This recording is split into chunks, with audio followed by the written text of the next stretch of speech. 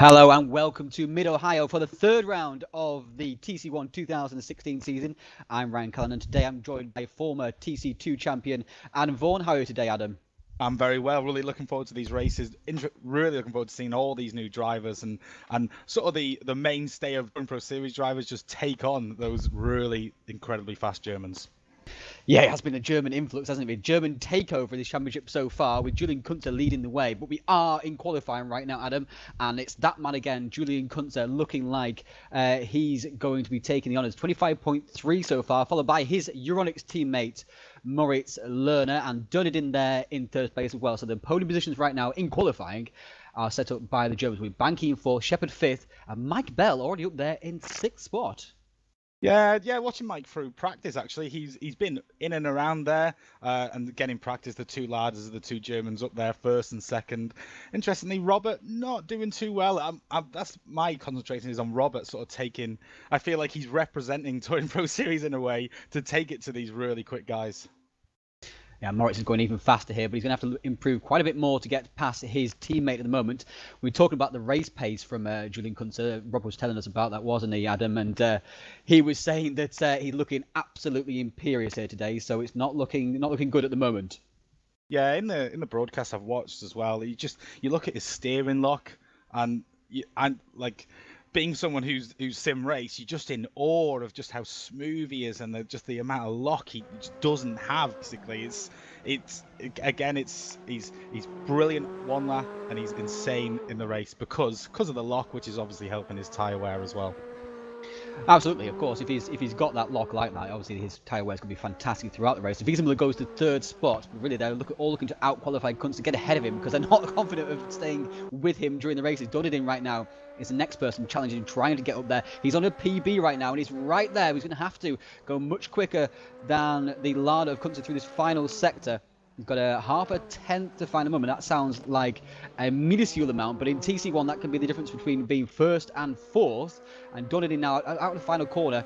Great section this for the Chevrolet, but also for the Lada. And Dunedin goes to second spot, just pipping that Euronics double act at the front of the field as Shepard. It looked like he was going to improve, but did not in the end. So that's not going to happen for him. And now Koshkin is on a faster lap. The Russian making his debut in Division 1. He's going to cross the line now and improve to 24th position. So we got Koshkin there alongside Lasse Oinus in 22nd. One of the big hopes for qualifying, Andrew Waring, is down in 9th here at the moment. So that's a bit disappointing from him. Many people tipped him to come top in the qualifying session, but qualifying is now over. Adam, and it's Kunze from Dunedin, from Lerner, from Wiesenmüller. So it's top 4 Germans. With Banky breaking that up. Banky's been showing better and better speed, hasn't he, throughout the season, and we'll look to see what he can do at the start of this race, because the race is already going to be underway here. No break for the drivers, no break for the commentators. We're going to be away from the grid in just a few seconds. Monroe is on pole position. That's not correct. Ignore that. Kunze is on pole position alongside Dunedin, and away from the grid they go. They're better grip right hand side, so we'll see what Kunze can do down towards the first corner. Look at that start. He's already away from the rest of the field. Now Dunedin is trying to hold off Lerner in behind as well. And we've got Wiesenmüller in third. He's jumped Lerner also. And Shepard, Bell, Banky and Waring, with Butcher in 9th and Baldi in 10th. So Kunze already is first into that first corner. Looks like Dunedin in the background. Got a bit of a shove there, perhaps from Wiesenmüller. And it looks like, as a result of that, Dunedin has been passed by Lerner, and Wiesenmuller has gone all the way back down the field. He's dropping back to 9th spot, being overtaken by many cars here. I'm not sure if maybe Wiesenmuller himself got a touch, but it was Lerner. Looked like he perhaps touched Wiesenmuller, and Wiesenmuller then touched Dunedin. Yeah, I was going to say Dunedin slotted into second. Robert would have liked to stop the two teammates getting away, but as it's unfolded, it's just not quite happened for Robert. Oh, look at this. Yeah, Robert's really been back into the pack now, and I don't like this Robert either. This putting Robert in this situation is a Robert we've seen before, who's just a bit slightly too aggressive. Yeah, he's very Italian, not very German, Rob. He's often, he gets the old elbows out, and one of the more hot-headed than you expect for a German, I have to say. And he's keeping his cool right now, but he's dropped all the way back down to 9th position. And look at the gaggle of cars in behind. We've got Baldi there, we've got Trostrom, we've got Stanger, we've got Müller, we've got Chris Wiese, and Dirk Natz in there as well, making his Division 1 debut as well. But Dirk Natz is the father of Chris Natz, who's in Division 2 today. Yeah, looking also through the field, Chris Shepherd currently sitting in 3rd position, who's climbed through the field. I think he just really avoided all that incidents on lap 1 and has got straight in there. Chris, on his day, is insanely quick. He is, but there are question marks about his tyre wear and his race pace, so we're looking forward to what can happen there. Here at Mid-Ohio, of course, tyre wear can be a major issue with all those twisting, turning corners throughout the middle of the track. Just a quick word on Chris Butcher. He's in 7th spot. Chris Butcher hasn't been defeated at this track since 2012.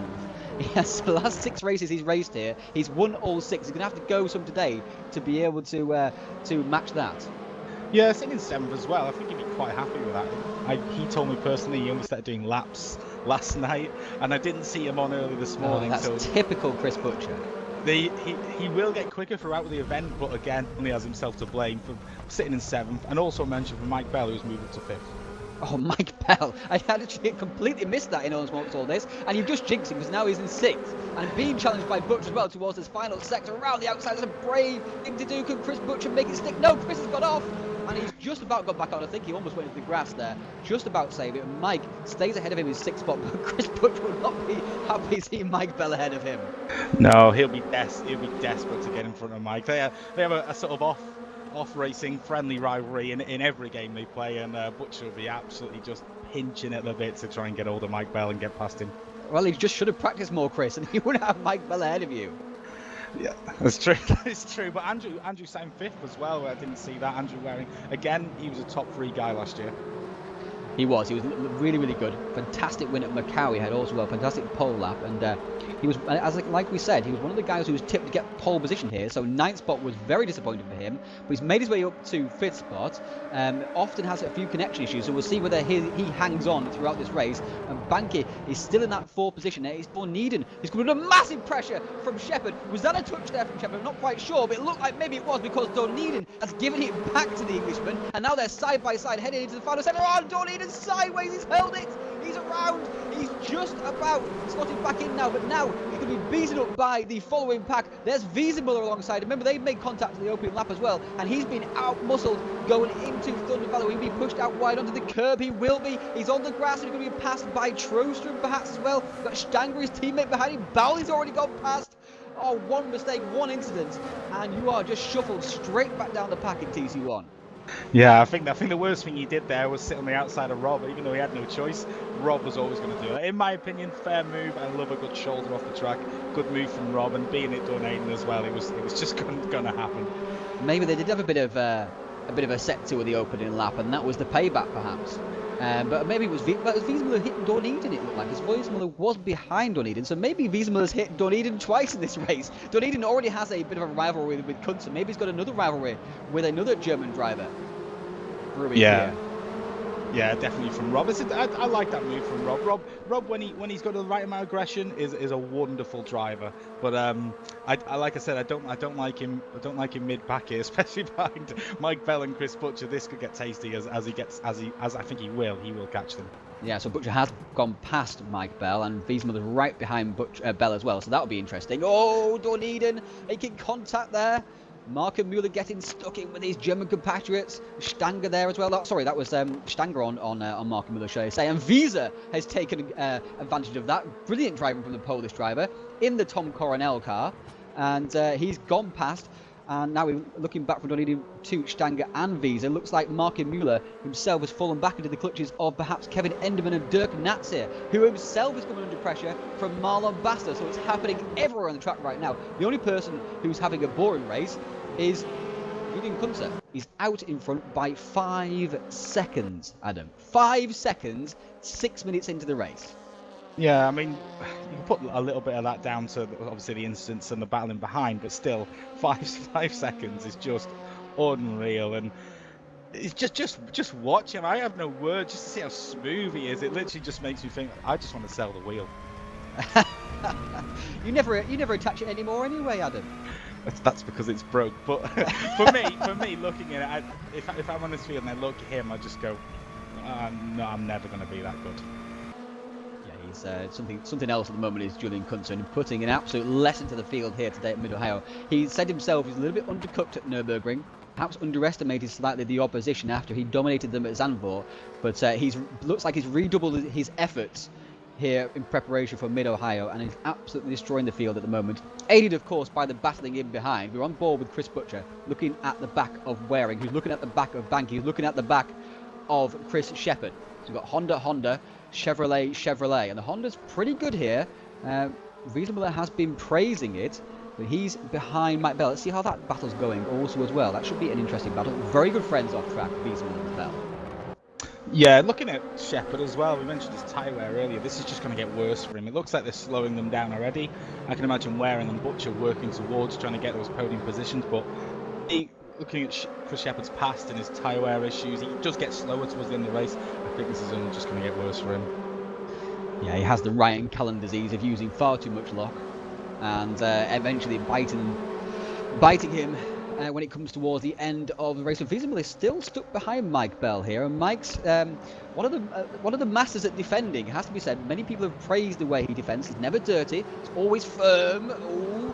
Just missed the apex there, and Rob had a little try and get the overlap heading onto the back straight, but that hasn't happened at the moment. So Mike Bell leading Wiese Müller, and they are being caught by that's Baldi and Trostrom behind. So I was going to say Dirk Natz, but Dirk Natz is down in 16th spot right now. So let's back up to the battle for second spot. Chris Shepherd leading from Ben Spanky. If I can work the camera, sorry about that. And Ben Spanky is a bit of an unknown in this championship and has been improving every single race so far. Very young driver, very new to TPS. He was in the lower half of the top 10 at Zandvoort, and the upper half of the top 10 kind of in the Nürburgring. And now he's improved once again, is in third spot, Adam. How impressive have you been by this driver? Yeah, I haven't heard much of him, to be honest. I mean, I'm quite fickle when I watch the broadcasts. I'm looking at the top 10 guys, and considering I've never even seen him on the last couple of broadcasts. Actually, a third position can be very impressive. And he does look like he tried to make a move on Shepherd as well, coming down the long straight towards the right-hander. So he is looking at his lap times as well. He's lapping around the same time, but out of these, it looks like Chris Butcher's got the pace at the moment. Well, I don't know. I don't say I can agree with you there, Adam. He's not exactly crawling all over the back of Waring, is he, at the moment? Looks like Waring is more aggressive on the back of Banky than the other way around. Like I said, I'd say they're working together to go at Banky, and then obviously concentrating Chris Shepherd. Yeah, it would be a great result for THR if they can get past Banky and Shepherd here. Wiese Müller has got past Mike Bell, who's now under pressure from Jan Trostrom. And he's got the charging Gergo Baldi behind him, and the two Go Sport International drivers, Doniden and Stanger. And Mike has gone off. And just in the background there, Mike has made a mistake, and now he's under pressure again from Stanger. So Doniden's gone past Baldi. Bell has dropped back behind Trostrom, Doniden and Baldi. And now Stanger is the one who's lost out to that group. And looks like he's maybe looking for a bit of a victim here in Mike Bell. Mike is race pace not holding up to his qualifying pace. Yeah, it looks like Trostrom made a move on him, and Doneden looks like he tried to come in as well. Just tap sides. Off goes Mike. Very aggressive race from Doneden so far. it's not been his cleanest race, has it? But, like the unfortunate event of his latest actions. But I still think he can move up the field. I think Mike's shown the pace in the first few laps that he can sit up there. Obviously, Robert's just another level. Yeah, I mean, he's fighting amongst, these are all, acclaimed drivers he's fighting with right now. You've got Kunter, obviously, 3 wins from 6 races so far this season. The championship leader by a country mile. You've got Shepherd as well, as put it on pole position before in this championship. You've got Banky, you've got Waring, again a TPS winner, Butcher, multiple TPS winner, Visa Muller, 3 times champion. We've got Trostrom, who's has won a championship over at VRTCC. We've got Dunedin, who won in TC2 on Wednesday. We've got Bowley, TPS winner. We've got Stanger as well in there, who's also a fantastic driver outside of this community. We've got Dunedin being passed by Bowley. Beautiful move there from Gergo. That was absolutely awesome move. I didn't actually Wonderful. see it. I was looking at the time and I was he's done it. That was a great move. Really. It was. I think he's just literally just took him out there. He's been watching his line and he's just gone bang. That's where I'm making it. Absolutely awesome move. Yeah, drivers have been wondering where to pass on this track, and we anticipated a race where not many people will pass each other, but beyond the top 5, there's been plenty of passing going on, I have to say.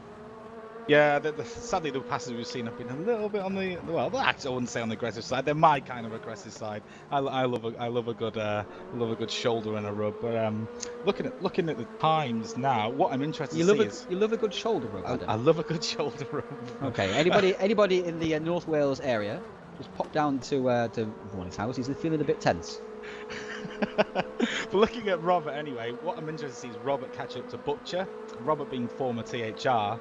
I don't think he's gonna be nice at all for Butcher if Robert. Sorry to interrupt, but Waring has gone past Banky. It looks like also as well Butcher's having a go at Banky also. Here we are down the straight they go. Butcher has the inside line into the next corner, so he should make this move stick. But you are able to go around the outside here at this corner, because the next corner, of course, is a left-hander. What will Banky do? Butcher down the inside should be a good overtake for such an experienced driver as Butcher, and yes, it is. So Waring and Butcher, like you were talking about, work their way past Bence Banky, and then the next target is Chris Shepherd.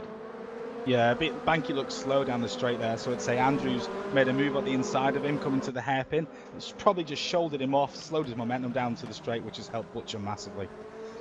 Yeah, so now we see what the THR Hondas can do versus Chris Shepherd. Imagine if Chris Butcher just practiced and qualified better, eh? Imagine that. Imagine that. Remember, he's unbeaten here since 2012. We've raced here 10 times at Mid-Ohio in the TPS, 6 times in TC3, once in TCOne. The race winners in TC1 back in 2013 were Jack Keithley and Alexander Lauritsen, so you're joining very good company indeed by winning here at this track. And we've also raced here in the Turin Masters, the Grief and Tollborg race winners here. So we're talking about very highly rated drivers who've won races at this track, Adam. Yeah, for me, it's probably one of my favourite tracks. I like the way it flows, the curbs, the crests as well, the change of direction over the crests. I really enjoy this track, and these cars are probably a little bit too slow for the car. A big GT car, I love this track, but especially talking the likes of WTM, old touring cars, absolutely love it. Now, talking through your experience here at this track, Adam, didn't you find yourself in the hay bales courtesy of Chris Butcher on the opening lap? Yes. I think it was the first event I joined WTM. Coming to after the first corner, Chris Butcher decided to rip up his handbrake and took up half the field, and I found myself lodged in between 2 hay bales. After that, I lasted 11 laps and probably given up somewhere else. So Dunedin's having a go here at Mike Bell. We just saw that on camera. We switched to Mike Bell's rear bumper cam, and Dunedin was virtually in his boot, and that's allowed Go Sport driver, his teammate Jan Stanger, to go through also as well. Should have the line here. Mike's making it difficult for Jan, but Jan has the higher ground. It looks like Mike's still alongside. Oh, Stanger's on the grass. He's gone too deep, and Mike does the cut back. Through he goes. Now here comes Chris Visa as well. So we missed, by the way, Mike Bell getting back past Alexander Dunedin. So you were right, Adam. He can make his way back through this field. He made his way back past Alexander, and obviously been repassed by Dunedin, and now has Stanger back behind him again. So it's deja vu from Mike Bell. And up ahead, we've got Waring challenging Chris Shepherd. Chris Shepherd had to go defensive there into turn 2, and now out of turn 2 down the straight they go. Yeah, looking at Mike as well, he kept his composure really well there with Stanker coming alongside him. Stanker lost his composure. I think Waring's tried to make a similar move on Shepherd again, like they did to Banky, and it just hasn't wear off. But they're definitely catching Chris now. If you just look at the lock that Chris has got on, it's not looking good for him. No, he's in serious trouble right now. He's going to be, I think you may find yourself in trouble from Ben Spanky by the end of this race as well. And Wiesenmüller's not far behind this group at all. Half a second behind Banky, who's in 5th spot. So it could get very tasty indeed here. I wouldn't Banky on Wiesenmüller not making a few more positions up. Sorry about that. I'm not having that one. But if you just look at the speed on turning for Andrew versus Shepherd, it's ordinary. I think he can literally make the move anytime he wants. No, not like that. Tap away. No. But it's so difficult when someone that's been great speed throughout the race and then suddenly their tyres drop off and you're stuck behind them. It's so difficult not to give them a bit of a tap behind because you're not expecting them to be so slow. So Andrew's having to adapt, his lines, his speeds to the struggling Chris Shepherd. Look how much lock and how much understeer he's got, where he's keeping it lovely and tight, nice and smooth. And Shepherd can't decide which side to defend. Do I go left? Do I go right? Oh, I'm going to stick it in the middle. Stick it in the middle. Yeah, look. If that's what he's done there. He's trying to set it up for him and Butcher again there. But it's sending the message there, isn't he? Saying, "Oi, I'm much faster. Move it, because otherwise I'll move you." And look at this train of 5 cars now. Shepherd, it's a Chris Shepherd train. And Waring is diving all over him, trying to find a way past. Can he outbrake him down around the outside of this corner? Like we said, it is doable. No, not this time around. Shepherd runs deep again. And now Butcher and Banky are looking a bit techy as well. Remember, there's only 3 minutes to go. Waring's gone onto the curb on the outside, which means Butcher's going around the outside of it. So Butcher's going to have a go now. So Butcher versus Shepherd. But this is exactly what you do in touring car racing. You hold your ground and hope that you holding your ground brings other people into play and they pass them. It gives you a bit of relief.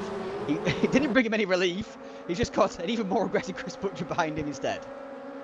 Yeah, and when you're behind the car like this as well, you find yourself, so you're not tapping, you find yourself dancing around them just to keep them guessing, and again, that's not good for your tyres. You're turning in where you don't normally turn in, and he needs to make this move quick, otherwise a charging Robert Wiesenmüller will just take the lot of them. Yeah, Wiesenmüller is right behind Ben Spanky, and Trostrom is right behind him, and Baldi not far behind that. So this is becoming a massive gaggle of cars. 11 seconds off the lead of the race. Shepherd has really been holding them up here, unfortunately. Shepherd's tyres are not holding up at all. We've got everyone diving in behind. We're 3 wide in this corner almost. Wiesenmüller's gone straight on. He's almost taken out Ben Spanky as well. Where is Banky? Banky's dropped back down to 6th spot. So Wiesenmüller, again in trouble in this race. Again getting involved in incidents. Yeah, he looked like, I don't know what his intentions were there. He was coming down the inside of someone. I don't know who it was. It was Banky. And poor Banky has been shuffled back again. Yeah, that's unfortunate. Oh, Shepherd's around! Shepherd sideways and through. It has gone the THR duo Butcher and Waring and Trostrom as well. And Wiesenmüller. Wiesenmüller muscled his way past. Here comes Banky. Banky to the outside. Bounding down the inside of Banky. Not going to happen. And Shepherd's going to run wide and off the track he goes. Here comes Baldi past Wiesenmüller. It's side by side into the Thunder Valley. Here they go. Oh, the curve! And Baldi's gone off. Baldi's gone off surely. There he is in the gravel trap. He's trying to make his way back on. And that was always going to end in that way, unfortunately, I have to say, because Shepherd was holding everyone up so much and everyone was being so aggressive that was an inevitable situation, and Wiesenmüller has lost out also. He's back down in 18th spot and he's parked and he's out of the race, Adam. Yeah, I can't see Chris Shepherd on the timing as well. Did he quit as that incident happened? I can't see Chris Shepherd either. So Chris, no, Shepherd's not on the timing either. So Chris has disappeared. We didn't see what happened there. He's had a disconnect. Not quite sure, but he's not in the server either at all. So either way, so he's left the server. So that's a big issue for Chris, because Chris is looking like he had a decent result there, despite the fact he was getting shuffled at the end of the race. But looked like lots of over-aggression there from Robert, I have to say, on first viewing. To be honest, I wasn't really looking. I was looking at what was happened to Shepherd, because I noticed between 2 corners he dropped from 2nd to 10th, and then once he got to 10th, I just seen 3 cars get together. I think Mike Bell was involved as well, but he gained from that. He's now, he's sitting 8th now. No, 8th, 9th. but yeah, Mike Bell gained from that as well. So I'm just not sure what happened. I think Chris. Oh, his car's damaged. Look. Yeah, his car is damaged. And it just all conceded up, didn't it? People were diving every which way and trying to make up a position. It just ended up with Baldi and Wiesenmüller losing out. Look, like Baldi there was charging up to maybe get a podium spot. It wasn't far off at all.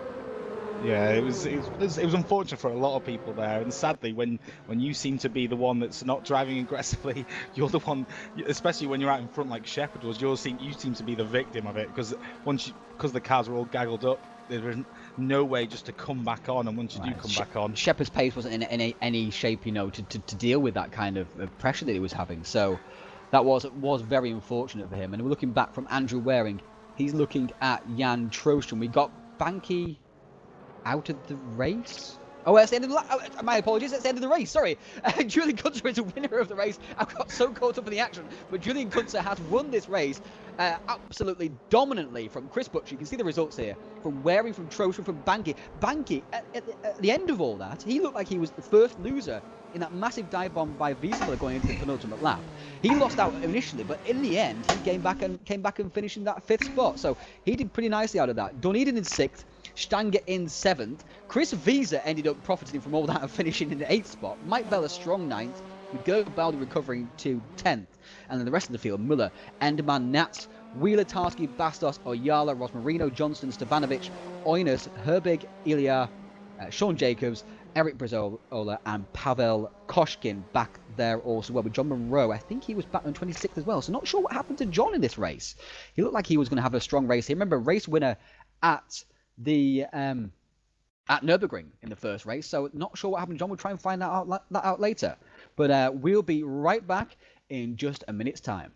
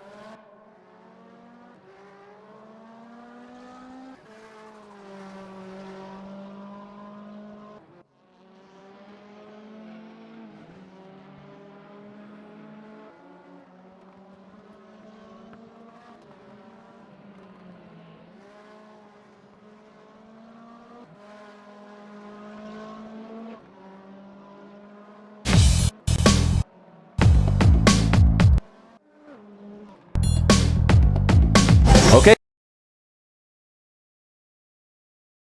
Hey guys, it's good to see you in the TCOne at the race room. Of course, I expect you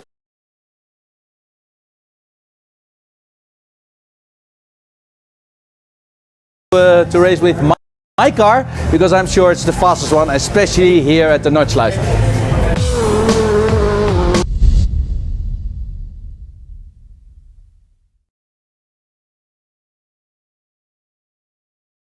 Hello and welcome back to the mid-race between the races here at TCOne from Mid-Ohio, the official online WTC series, and we saw a fantastic and hectic end to that race, Adam. We've been doing a bit of investigating during the break, and we found out, funnily enough, that the two drivers involved, Chris Shepherd and Chris Butcher, have differing stories.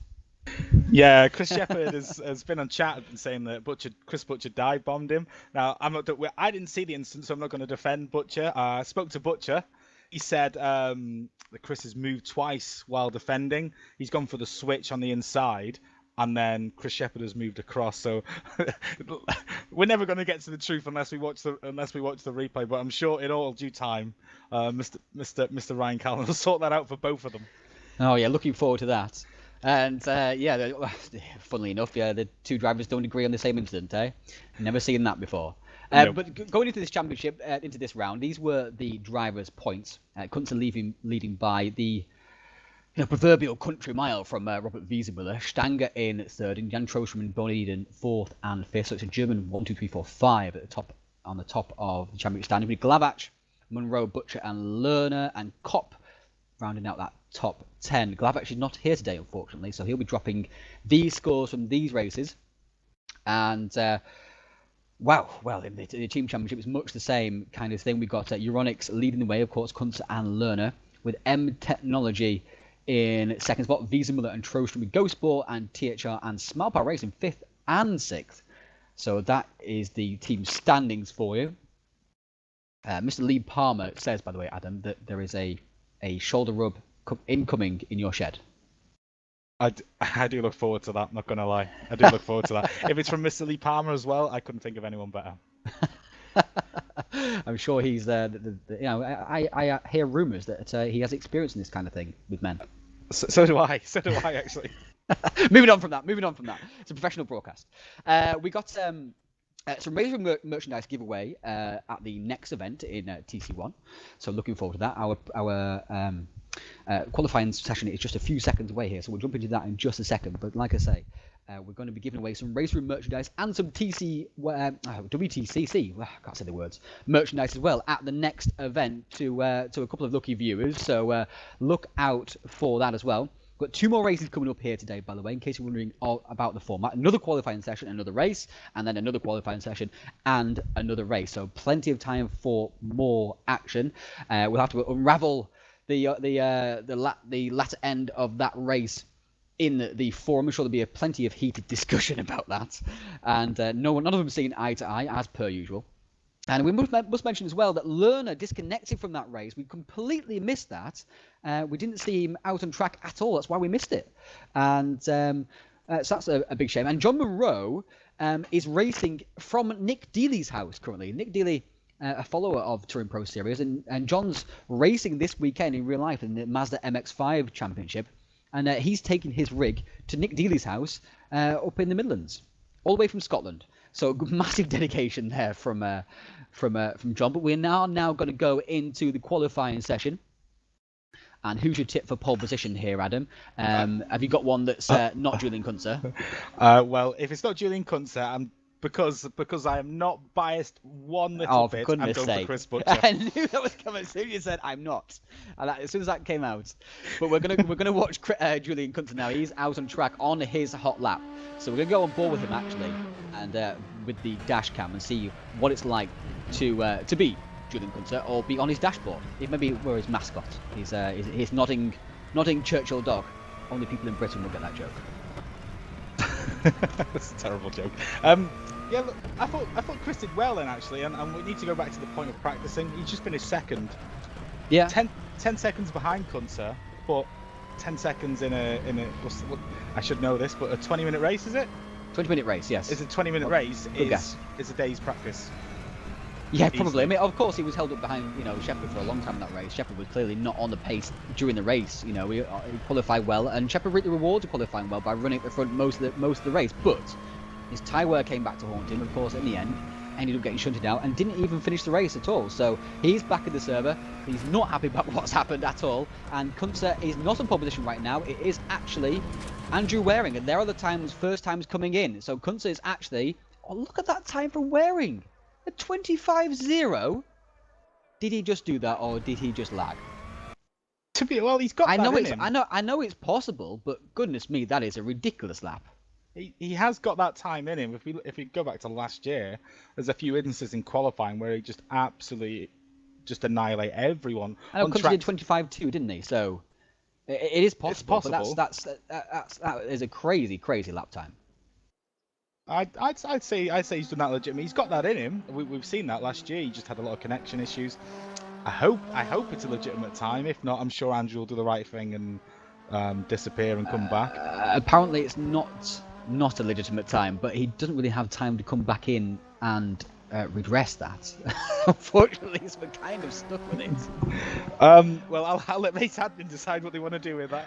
We can't really do too much about it, quite frankly. He doesn't have time to come back in and do another lap. So I got no idea. We just have to deal with it and move on from that. It's not much we can do about that. That's something that happens in the game, and sometimes people get lucky breaks. And he'll be qualified on a pole here. We won't get it in the statistics, of course, but he will be on pole here. He might do the right thing and drop back a little bit during the opening part of the race, perhaps, and redress it that way. But we'll wait and see what happens. Not much we can do about that in the 2 minutes we have available. Chris Butcher's on a quicker lap here. Everyone's absolutely miles off Andrew Waring's time, funnily enough. And Butcher goes into that 4th position. Times are a bit slower, actually, at the moment, right now. 25.2, remember, Kunze did in that first qualifying session. He's 25.4 himself right now, and everyone else is slower than that as well. So drivers obviously struggling to adapt to their cars after the high tyre wear demands of this track during the first race. Yeah, and I think it's how quick the sessions change as well, and there's not really time to switch between setups, is there? And especially if you're in the, apart from Kunze, then if you're in the top 10, you weren't really putting in practice. You were driving all sorts of different lines around. Oh, you were fighting for your life. Driving around different types of cars, so that can unsteady as well. For the likes of Kunze, he's just been hot lapping this last race because he's ridiculous. So it's the best kind of board. That he must have been bored, but it's the best kind of board. It's a board that I'd be happy with. Yeah, I'm not gonna lie. I wouldn't mind that at all. But I mean, we've both been there in the past where you've just been out front by yourself and everyone else is battling behind, and it's a great feeling. It's just that obviously we couldn't do it on the level that Kunze's doing it on, but we've both been there, and it's a fantastic feeling, isn't it, when you just dominate the race? It's absolutely brilliant. I remember a race at Fruxton. I'm surprised you can remember that far back, quite frankly. It's a long time ago, but it was I was so towards the latter end. It felt like you were in a race, but it's just such a great feeling. And then I think the next session I qualified 11th, so that wasn't too great. But bit of a come down there. So Banky himself might improve here.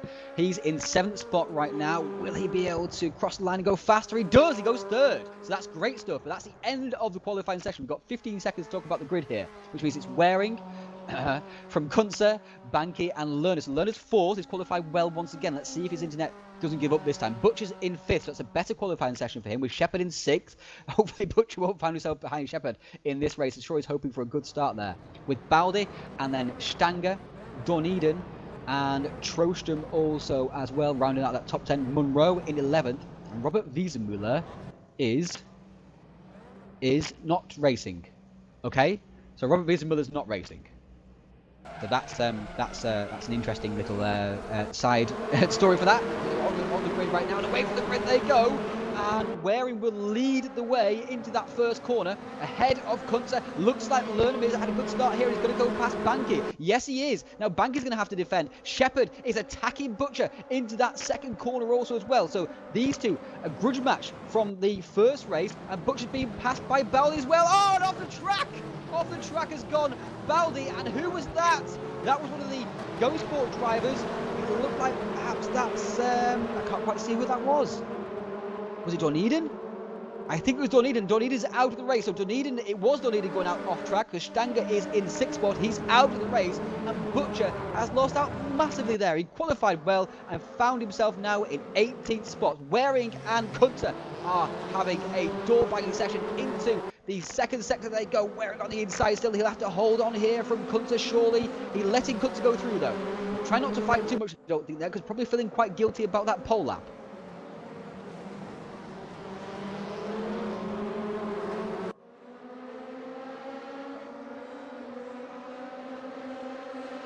And I have no response from my from my co-commentator. I do apologise for waiting for him to chime in there, but Banky is now challenging Lerner for third spot as well, so no, he's not going to make it this time around. So Shepherd is hanging with this group at the moment. Waring is in second spot, we've got Lerner in third, so let's see what Lerner can do in this race. He's had such bad luck in this championship so far. Internet disconnect in the first race here, had lots of trials and tribulations in the opening race at Zandvoort and in the second event at Nürburgring also as well. So he's looking for a nice solid time here. Kunze leading from Waring. What can Waring do in this race now that he's not in the pack, in behind drivers who perhaps didn't have as good a speed as him or as good tyre wear as him?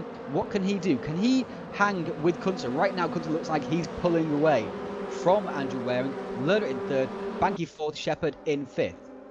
Yeah, sorry about the mic issues there. What it looked like is Waring let him through at the beginning of the race, and then instantly went back on the attack. Oh, did he? So I'm not sure what that was about. That's something I do, to be honest. I've let you through. Now let's go door banging. They do like a bit of door bagging, that's for sure. But talking about the incident with Butcher as well, I was going to comment on Shepherd. Shepherd was one place behind him at qualifying. I feel like Shepherd put his car there on purpose just to get behind Butcher to think I'm going to get some revenge back here. But Butcher obviously fell out with someone a else lot did of it for cars him. there. Yeah, Butcher. I think Shepherd was already past him as well at that point before Butcher. Yeah, it was definitely the inside line, and it was Dunedin, I think, down the inside who's crashed into everyone there also as well. So that's another high-profile casualty from this race. No Wiesenmüller, no Dunedin in this race. Butcher's already back up to 14th spot. It's all over the back of Eric Mazzola. But as you go through this field, the harder and harder it gets to go past people. This track is hard to pass on, and these drivers are very, very quick. You can be 20th in this championship and still be an extremely quick driver and destroy anybody in a public server. And Chris Butcher now diving back to the inside. He wants that position from Eric Mazzola. Looks like he's going to take it as well. He does on the inside. That is a textbook pass. Butcher through to 13th, so we'll track his progress. He's now got a couple of seconds to make up Marlon Bastos, his fellow 2A Sports driver from Eric Mazzola. So he's stuck between the two Brazilian Hondas right now, with Olympics doing very well. He's in 11th spot at the moment. Not seen too much of him throughout the championship so far, but he's right at the back of this gaggle of cars with Visa, Monroe, Bell, and Trostrom, and Stanger. And Waring's back down to 5th. Sorry, we missed that completely. Waring, he's down to 5th spot. Not sure what's happened to him. He's been shuffled back. Perhaps Lerner made a move and he found himself out of the groove. But Shepherd's got past Banky also as well. So lots of shuffling at the front. Yeah, I was looking at the timings there for Waring. Lerner made the pass on Waring, and then Waring instantly dropped down to the point where he was swapping positions with Stanker behind him. So not sure what's going on there, but he's obviously had he's been shouldered off or run wide. Someone made a mistake, but unfortunate for Waring. Yeah, so Waring looked like he maybe had the pace to challenge Kunze in this race, but it's not going to happen because now Lerner is in that 2nd spot, trying to track his teammate. And last time Lerner was in behind Kunze, they were a 1-2 at Zandvoort in race 2 of the season. Lerner couldn't do anything about Kunze. It looks like it might be the same here today. We'll keep an eye on that. We're on board with Chris Shepherd. He's in 3rd spot once again. So again, he's found himself up in the field at the start of these races. Qualified well in the first race, qualified pretty well in the second race in that 6th spot, and already up to 3rd. So he'll be happy with his progress so far. That aggressive driving style of using the lock quite hard earlier in the race does help you gain positions, get temperature in your tyres quicker, and you're just a bit quicker at the start of the races because you're not sacrificing that for later in the race. So you often find yourself moving up through the field. Yeah, I remember racing against yourself actually in the Clios, and you've got that driving style. And I think I was 3rd. I was sat behind 2nd for a long time, and you just disappeared. And by the time I got into 2nd position, you were so far ahead that I was catching you, but you were gone. But I think these races are a little bit longer, and I just think he just needs to work on just sort of putting that sort of tyre degradation in the sort of right area, just shifting it slightly. I'm not going to say the word again. It was shocking, but he needs to basically just fine tune it and just move it ever so slightly towards conserving rather than what he's doing now. Well, this was an issue he had last year also as well. So it's something that just obviously plagues his driving style. He's unable to change it for whatever reason, unable or unwilling. It's more difficult than it sounds changing driving style like that as well. And it's ever since well, it's a few years ago now, but ever since Torborg and Lebeck era, when it started becoming where people could drive just as fast while saving their tyres, and that was always rather annoying to several people in the championship because it meant they had to completely adapt their driving style and find out how to do the same thing. and it really changed the game, didn't it? Yeah, I found how I adapted to it was literally just lowering my lock ever so slightly and then doing laps. And you sort of don't see the difference, but it makes a massive amount of difference in terms of how quick you are at the end of the race. So what I was doing. Lerner's gone deep over the curb, and he's been past Shepherd, and now Banky wants some of it as well. Banky side by side with Lerner. He really wants his position. He is aggressively pushing Lerner to the inside, so he has no turning radius at all. And Banky's through, looks like here to me. And it may be that where he's going to challenge as well. We're going to dive back to the inside, perhaps underneath Moritz Lerner here.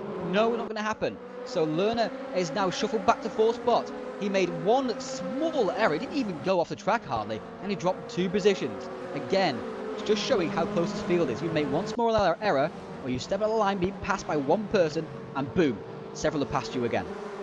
Yeah, and credits for Shepherd as well for being there, being that quick. I didn't realise he was that close actually to sort of pounce on that mistake, and then Banky again just following up, awesome. But Shepherd is quick. It's just, I mean, if we get to the 9-minute mark, I think sadly to say, I've nothing against Chris Shepherd, but I think we will see him come down the order. But he's doing great at the moment. You're so mean to him, Adam. I like him, but it's sad to see, but you will see it around the 9-minute mark. I'll put 10 quid on it that he'll be dropping down the leaderboard to wearing. 10 quid, don't push the boat out too much. But Mike Bell's having another great race. He's up in 8th spot, fighting with Trostrom and Munro. Trostrom, WTCC champion of 2015. Rob Wiesenmuller won it this year in 2016, dominated that championship. And Munro in behind Mike Bell as well. Remember, Munro's won a race this season, won it last time out at Nürburgring. He's a race winner elsewhere in the TPS as well. So Mike is doing fantastic work here. Yeah, again, top 10 for Mike. He can be happy with that. I think, again, with Mike, he just needs to make that step up. I think we've seen that in the first race, actually. He looked like he was there. He just got involved in incidents. But Mike Bell can be happy with top 10, especially with a driver like John Munro sitting behind him as John Munro's dancing all over the back of him at the moment. Yes, and further down the field, Chris Butcher has not been able to get past Marlon Bastos. I think actually maybe he did just make a move a second ago, and Bastos has gone back past him again. So Butcher not making the progress that we thought he'd make here. Brisola himself, remember Butcher passed a few laps ago, has fallen back down to 18th spot. So we got a run down the field so far. We've got Kunter in first, Shepherd, Banky, Lerner and Waring. Got Stanger, Trostrom, Mike Bell and John Munro and Chris Visa rounding out the top 10. The pole doing very well indeed, improving race on race on race is Chris, with Olympic in 11th, Bastos in 12th, Butcher in 13th. We've got Adam Tarski at the other pole in 14th, with Sean Jacobs doing very well indeed in 15th spot. He'll be very pleased with that. Tommy Oyala in 16th, the lone Finn in the field with Milan Stevanovic, Serbian, in 17th, Brazilian Eric Brizola in 18th, Swede Lasse Oinas in 19th, Russian Pavel Koshkin in 20th. The amount of nationalities represented is absolutely insane. We've got American Chris Johnston in 21st, Nats, who's German, in 22nd. We've got Muller in 23rd, Ilya in 24th, Australian Matthew Wheeler in 25th, with Italian Luca Rosmarino in 26th, German Pascal Herbig in 27th, and German Kevin Enderman in 28th. So the amount of nationalities represented in this field is absolutely insane, Adam. It is, yeah, and I'll tell you one thing, I wouldn't like to be sitting behind those guys in Australia and New Zealand. I think it's just Australia, is it, that we've got? Yeah. Yes, just Australia. Yeah, just Australia. Yeah, I wouldn't like. I hope, fingers crossed. Now I've said that. I'm sure I've offended several of them. But I wouldn't like to be behind them racing on track. I believe the netcode has improved massively for this game, so it's not much of an issue as it was earlier on in the beta.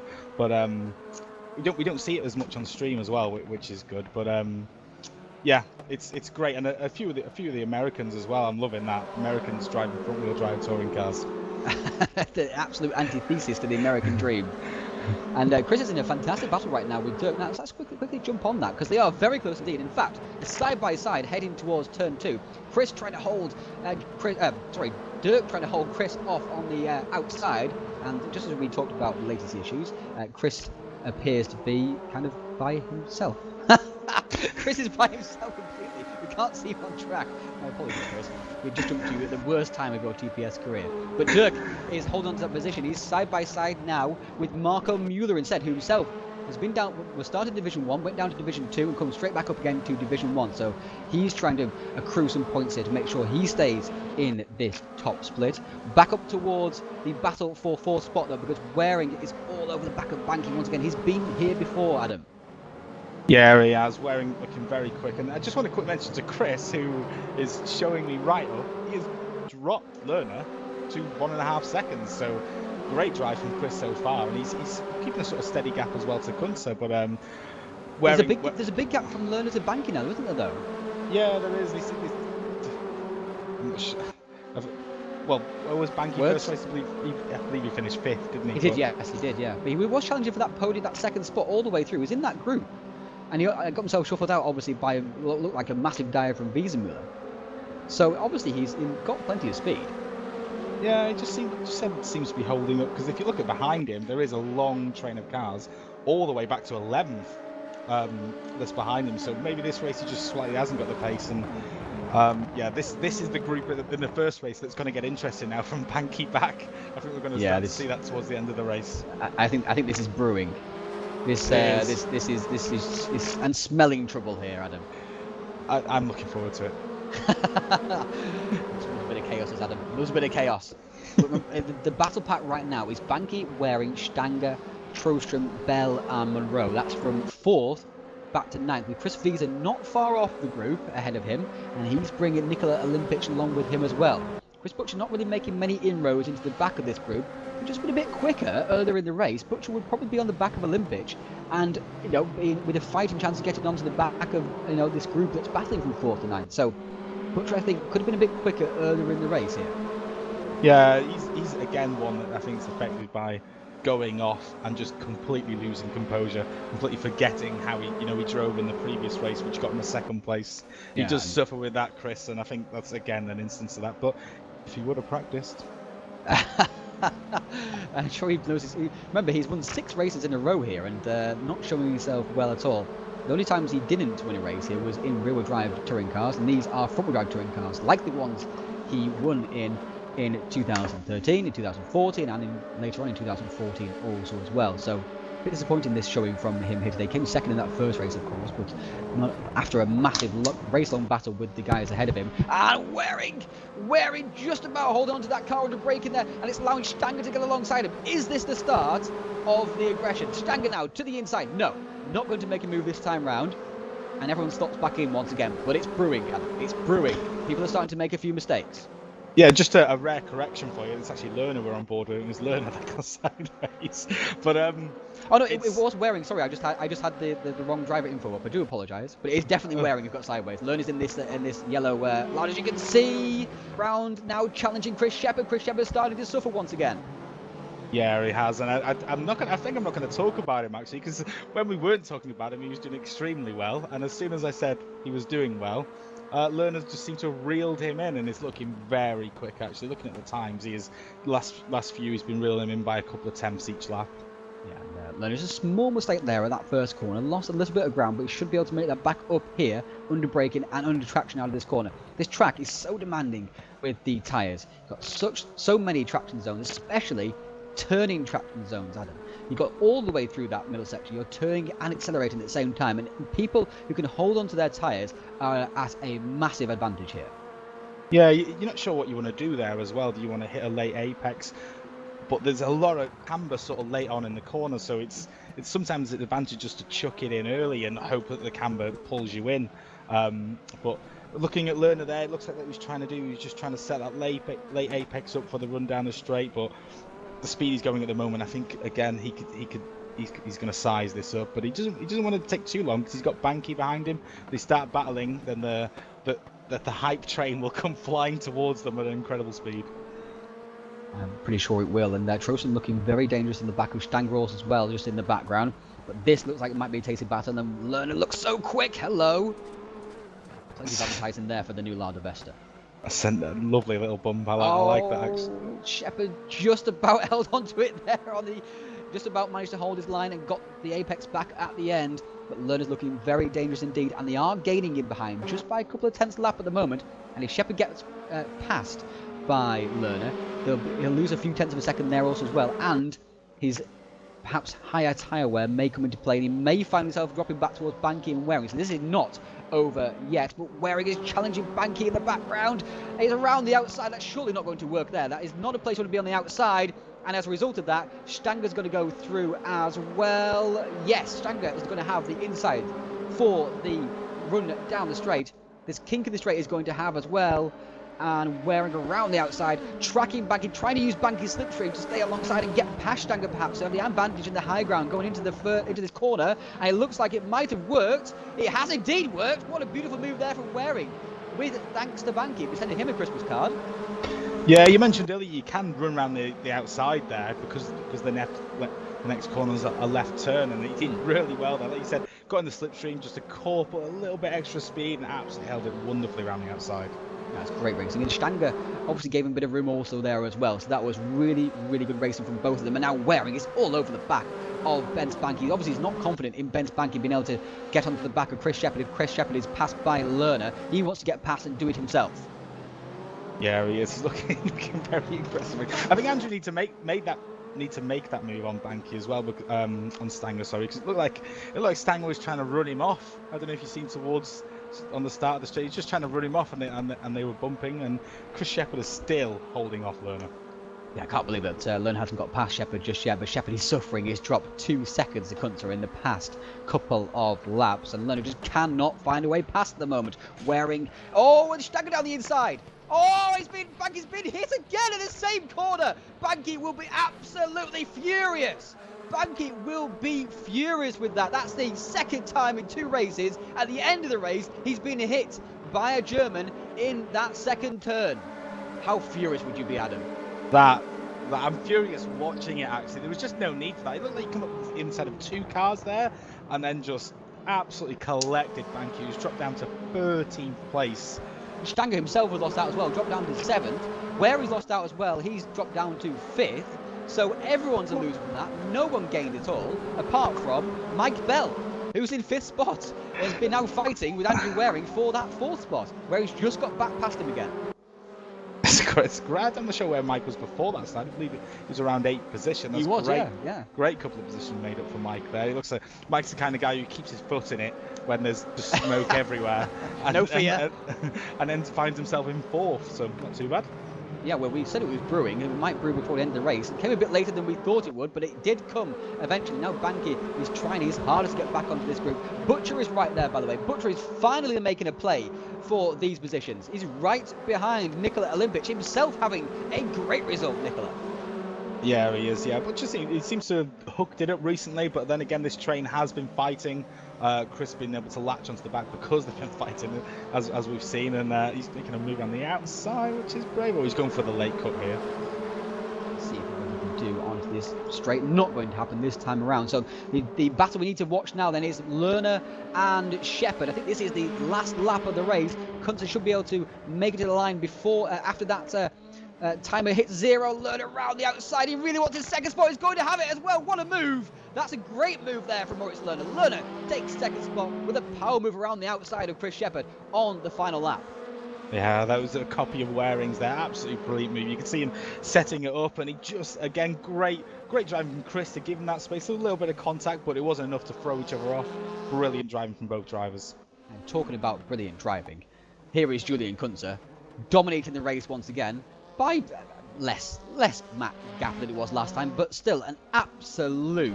Well, it's 2 country miles, isn't it, Adam? It's 2 country miles, because that is a ridiculous performance from Julian Kunter once again, dominating this field. Who can beat him? Well, I think the only way that they are going to beat him if he slips up in qualifying. But again, he's got the single lap pace, he's got the race pace, his saving on tyres is absolutely brilliant. I don't think anyone's going to touch him. No, it's unbelievable. I mean, if he qualifies 5th, it looks like he's still got the pace to be able to get back up through the field. And now Muller and Nats are still battling, going towards the final corner. Muller should have this as they go towards the line. And that was a car in the gravel. That was Matthew Wheeler having a wee excursion into the gravel past our camera. But Kunter from Lerner, from Shepherd, from Waring, from Bell, from Stanger, from Visa, from Olympic and Butcher. So we got shenanigans again in this race. People are finding it difficult to keep themselves clean in this track, Adam.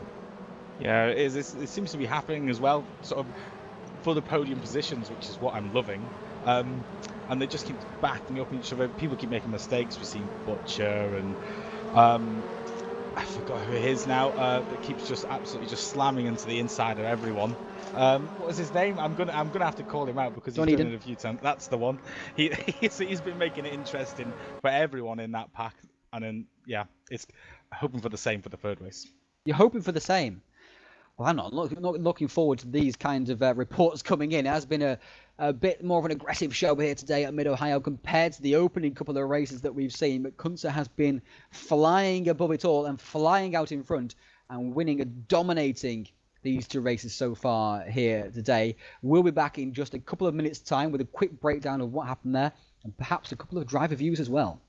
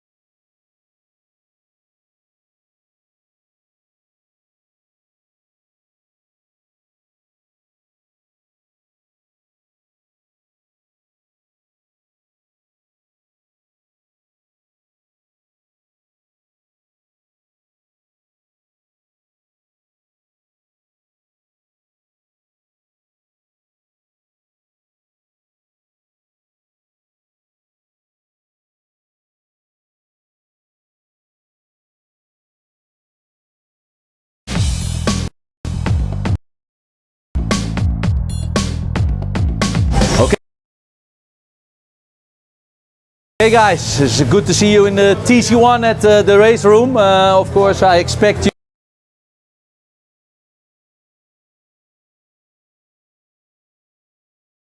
to race with my car because I'm sure it's the fastest one, especially here at the Notchlife.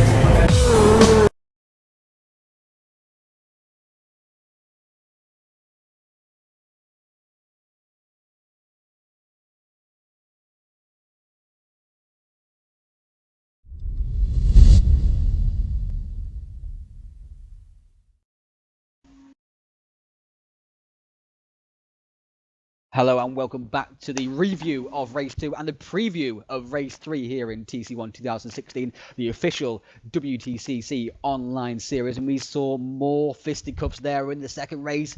This championship really heated up after the opening couple of races where there was underlying tension, but nothing was happening too much, was it, Adam, at the first couple of races? But this, everything just exploded. Yeah, and if you listen, talking to some guys on TeamSpeak as well, there's a real sort of edgy atmosphere between certain drivers as well on TeamSpeak, which, just to be honest, I'm enjoying. But that's how I want it to be. I want people to care. But to be honest, I'm not sure what they're all bothered about because none of them are fighting for the championship. No, there's a sum total of one person in the fight for the championship right now, isn't it? And that's Julian Kunze. I mean, we were talking a bit just off air there, Adam, about absolutely unreal his pace has been here today. Yeah, and if you look down as well through his laps, he's just so consistent. But there's consistent, and then there's been insanely quick and consistent. And it's like I was saying off air, it's like he's spotting millimeters in his own driving line, and it's especially at this track. It's a line circuit. There's I know there's a one line at every track, but especially this track, the way the sort of corners come into each other, and he's just yeah. We should go on board during his qualifying lap just to watch how good he is. Well, let's do that right now then. And Julian Kunze there through the first corners. Let's go on board in his dashboard once again as his Churchill dog. We go down towards the second corner here, and because of the way the camber's work here, what Adam's saying there, because a lot of the track here is off camber and a lot of it's on camber as well. So if you can just look at that line, look at him beautifully towards the curve, you really can gain a lot of time because it just propels you towards the next corner. It's such a rate of knots. It just gathers momentum all the way through the lap. A long straight here. And of course, he's got a great car for this track as well because the Lada is fantastic under traction, very stable into the corners. And there's not many fast corners here where the Lada really struggles. So I think the car is definitely coming to him here. But you see Lerner's a very fast driver himself. I'm not able to do the same kind of consistency and speed as his teammate. So it really shows how well Kunze is driving here today. He's just kissing every curve beautifully, running over them, knowing which ones to use, knowing which ones not to. Yeah, interestingly coming through that the right-hander there, where usually there's a lot of curb on the left-hand side on the double right-hander, and you use that for a better turn-in. I noticed he just completely avoided it. Which is if you watch other drivers, they'll be right on that curb trying to get a better entry, use more of the track. He completely avoided that, and he's obviously from practice learned that I don't want to touch that because it's too unstable as I'm going up onto that right-hander. Yeah, perhaps that's what it is. And I think maybe actually he caught just a bit too much curb on the inside there on the Thunder Valley because he didn't go quite as quick as he can do in that lap. So, but Lerner, his teammate, is on pole right now with a competitive time, 25.5. And now we're following Eric Brazola, who's in 21st right now, hasn't set a lap time. He's going to set his first lap here. Wiesenmüller is back in the server, so we're not sure what happened in that second race. Perhaps he was involved in that with Dunedin and Butcher in the first race and ended up with a broken car. But either way, he's back in the server and he's qualified 8th at the moment. So looking for the next section of times to come in here. Jan Trostrom in 7th spot we're watching now as well. Yeah, Robert's the type of guy as well that he'll miss that second race and come in the third race and just win it. he probably needed that just a little bit extra to calm down after the events of race 1 and just reevaluate things, and he'll come back in and be strong this race. I'm looking at top 3 for Robert. Okay, so that's a prediction there from Adam Vaughan. Very bold prediction. Butcher himself is in the top 3 here. So Chris Butcher was supposed to get pole in the second session, according to Adam Vaughan. You put the hex on him there because in the race he did very poorly indeed after being shuffled down the order by Alexander Dunedin, and very unhappy he was about that as well. But Trostrom there. 5th spot for Trostrom at the moment. We've got 2 minutes to go here, so drivers are doing their final section, their final laps here in this session. As Wiesenmüller here will get another lap in if he's quick, and he is quick because he's in 2nd spot right now. So Adam Vaughan's on point with the predictions right now. Kevin Enderman here on a personal best. He's currently 26th. But he's 1.4 seconds off the pace, looking much quicker on this lap at the moment. Looking to put himself around about that top 15 area if he can, next to his teammate Tommy Oyala, 26 Yes, he goes 16th, so he's right next to Tommy Oyala. So the two Citroens, the two one-on-one racing guys in 15th and 16th right now. Marco Mueller also on a PB right now. He's looking to move up from that 25th spot. Can he send himself into that top 10 perhaps? He's got a half a chance of doing so. Yeah, and he goes into 15th. Sorry, Adam. Yeah, I was looking through that. I just want to mention Banky again, who was slotted in 4th. I was just looking at the championships, and he's currently at the start of this round. He was 13th in the championship, so he has massively improved his pace. Absolutely has. He's had lots of bad luck as well throughout this championship. He was not happy with the driving at Nürburgring. He got punted off in a battle with Shepherd, racing incident at Zandvoort. And here today, of course, he got punted off again twice in the same corner in 2 races in a row. Shepherd goes 6th. So he's in behind that. He must be getting sick of that because he's got Butcher and Banky around him once again. But the headline right now is that Kunze is not on pole position. He's in 3rd spot right now. Trostrom himself is going to improve here, surely. Yes, he goes 2nd. So M Technology is 2nd and 3rd right now. Kunze is out on track. He is purple in the 2nd sector. He's not going to make it. He will not finish this lap. It will not be in time. I know the timer will let him do so, but that is the end of qualifying. The last few seconds do not count in RaceRoom. So Kunze is in 4th. We're in for a tasty battle here, Adam. Oh, I'm chewing at the bit here. This is a good mix with Kunze down at 4th and Robert and Trostrom in 2nd and 3rd. Yeah, it should be fantastic stuff. We've got Lerner on pole. We've got Trostrom and Wiesenmüller 2nd and 3rd. And we've got Kunze 4th. So it's Euronics, M Technology, and Euronics with Banky 5th, Butcher 6th, the ever-battling Chris Shepherd in 7th, Stanger in 8th, Waring again in 9th spot, and Bell in 10th.